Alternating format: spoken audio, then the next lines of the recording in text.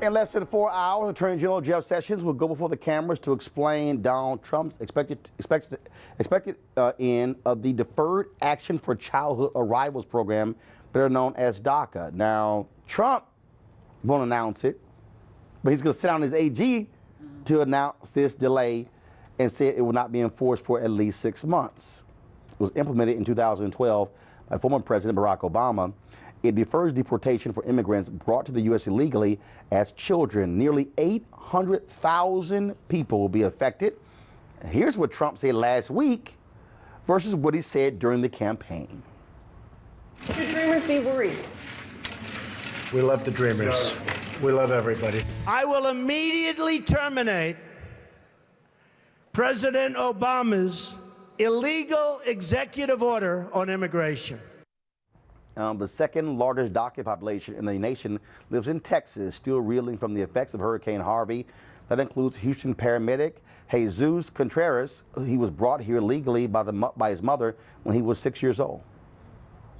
Really on the ground, helping people get back up, and we're getting our butts handed to us by people upstairs in the White House and the president. Now, of course, the worries over the president's plan have roiled communities of color for months. Plus, a recent study finds that about 700,000 workers will lose their jobs over the next 2 years. It will cost the nation more than $3 billion to replace them. Talking about this is Jonathan J. Green, co-creator of the Undocumented Network. And this is something that's important here. See, when we have this discussion about DACA, folks only think in terms of Latinos. This is also affecting black people. Talk about in terms of what numbers we're talking about and where are folks coming from who are impacted by this. So thank you so much, and thank you for the invitation to be here with you to discuss this issue. What's really important for me and for us as the Undocumented Network is that people understand that immigration is also a racial justice issue, that it affects our community as well. There's around 565,000 Black undocumented folks across the country that experience this system as well as the criminal justice system together. And so one of the things that we discussed on this show before that Washington Watch, our Sunday show, is that when we talk about the notion of undocumented immigrants, again, the face will be Mexico, Latin America, Central America, but we're talking about the folks who are from Bermuda, from the Caribbean, who are from African nations as well. Yeah, so some of the top countries of undocumented folks are actually from Jamaica as well, Trinidad and Tobago, and Nigeria, actually. So those are some of the folks that are affected by this decision as well.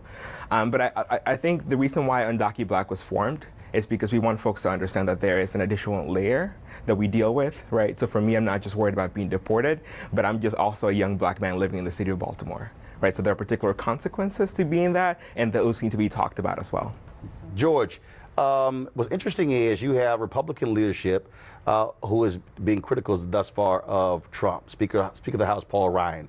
All of a sudden, white conservative evangelicals have decided to wake up and even say the president should be showing some compassion here. But he is being hypocritical on this, flip-flopping back and forth. The person really driving this is Attorney General Jeff Sessions.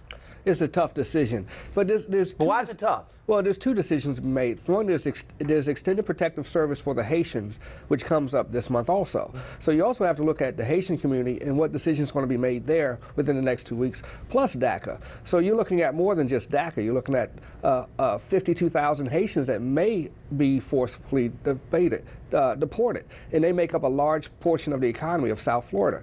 So we have to look at this in a humane manner, and how do we integrate people or change the law so that people are integrated into our society? Now, was a mistake made when this was enacted?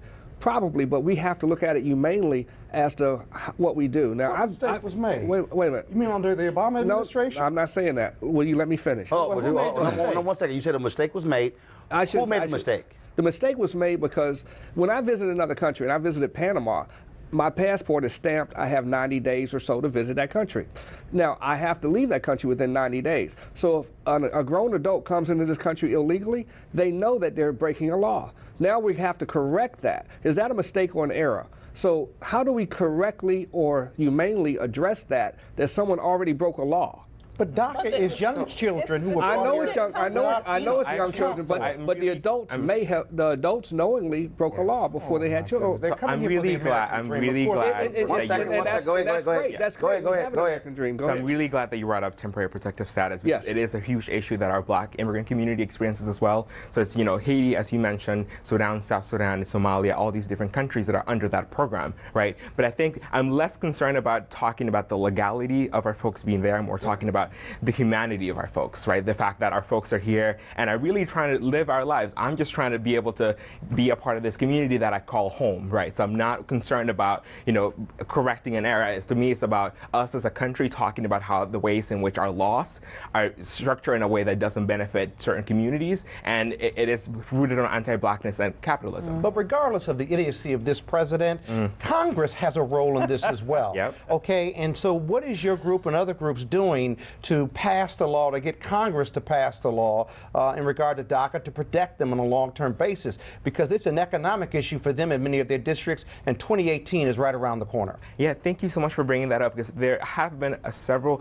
legislations that have been introduced to talk about, to fix this issue. And I think one of the best ones that we've seen is the DREAM Act. But I think our concern is that now that this administration is forcing Congress to deal with this issue, that they will use the sympathy that the American public has for people like me to be able to add to the additional criminalization of our communities, to the stupid border wall that he's been wanting to build. So I think it's important to be mindful of how we're building that legislation to make sure that they're not attacking on anti-immigrant measures as well. Well, it's clear we have a xenophobe and a racist in the White House. Let's just be very frank about that. Yes. And so he had. Fair. But that is fair. That is fair. I like facts. I just kind of like facts. I have a predisposition for facts. And so, what I'm concerned about then is we know who we're dealing with. We know what we're dealing with. We know that this is something that the majority of the public understands via humanity. We understand that children have no say-so in what their parents choose to do. And so it is not only unfair, but it's quite frankly illogical to go after the children, right?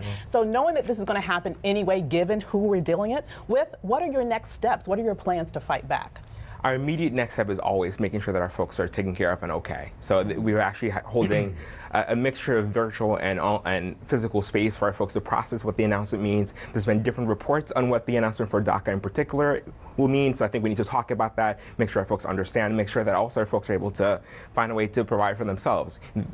I think, you talked about how these are workers that we're talking about. The DACA program provides a work permit and shields us from deportation, right? So I'm worried about keeping my job, but I'm also worried about not being deported. So how do we make sure that our communities armed with their rights, the knowledge that they need to be able to survive in the next few months and years to come as well? And these are heroes. I mean, we had a DACA recipient lose his life trying to protect people in Houston. Scott, final comment real quick. Tried to do. Well, I think partnering with other organizations and focusing on a congressional result, but also having your voices heard, getting in the streets, getting in the halls of Congress to make that difference. This delay for 6 months is politically driven, just like the whole issue of ending DACA is politically driven. And you've got to find a political solution, but you'll find a lot of political partners with you, so you got to stand with them and be heard. Final comment.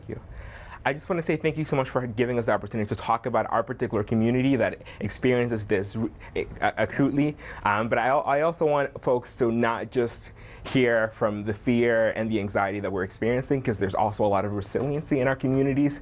We know that this program does not define our humanity and dignity. It just allowed us to operate more freely in it. So if and when it ends, we will continue to survive, we will continue to thrive, and we will continue to fight for this country that we call our home. All right, Jonathan, we appreciate it. Thanks a lot. Weekdays on TV One. I will never lie to you. Oh my God.